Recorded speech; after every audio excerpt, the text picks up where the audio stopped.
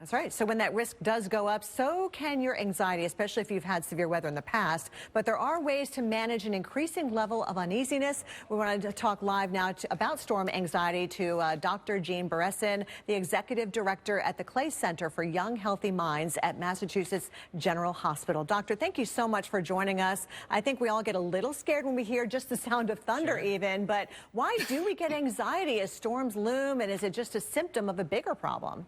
Well, first, thank you for having me. You know, over 3/4 of people have anxiety about storms. But when it gets really bad, you could actually have what's called a natural or environmental simple phobia, which actually results in panic attacks.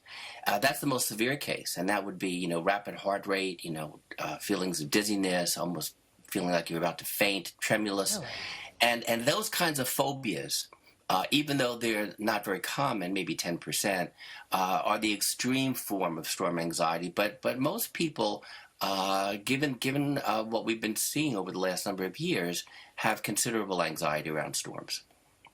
And it's important to note, too, I mean, a lot of this is fear-based, fear of the unknown. How potent is this storm going to be? Will there be a tornado overhead? But it's not just severe weather. We could be talking about hurricanes. We could be talking about flooding. We could just talking about lightning outside and that thunder nearby. So how do I manage that? How can I calm my fear? Well, remember that fear is a normal response. It's a fight or flight response. But there are lots of ways that, for example, adults, let's talk about adults first, and then if we have time, we can talk about kids. Manage your own emotions and monitor them. And there are many ways that we can control our own anxiety. So it's like when the flight attendant says, put the oxygen mask on yourself first, and then help the person next to you. Anxiety is contagious, and it can affect the entire household.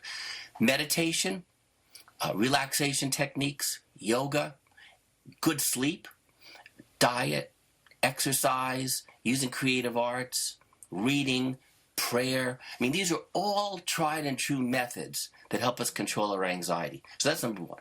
Second is using social supports.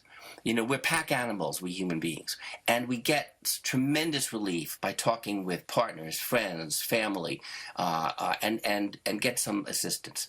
Thinking positively and not negatively. Realizing we've been through this before, making a plan, watching the Weather Channel so that your plan is actually up to date. It's super important. There are methods that you can use at home, like cognitive behavior therapy. And if you like, I can explain what that model is, but it's super easy. So what happens is this. We have this cognition. We have a trigger. A tornado is in the area. The cognition or a thought, which is like, I'm doomed. Like usually it's exaggerated, distorted, catastrophic. That elicits emotion, panic, and that elicits a behavior, like absolutely being frantic, isolation. So the idea is to imagine a devil on one shoulder and an angel on the other, and debate down the thoughts. Doctor, those are very excellent tips. Thank you so much. I'm sorry we're out of time. Dr. Gene Beresin.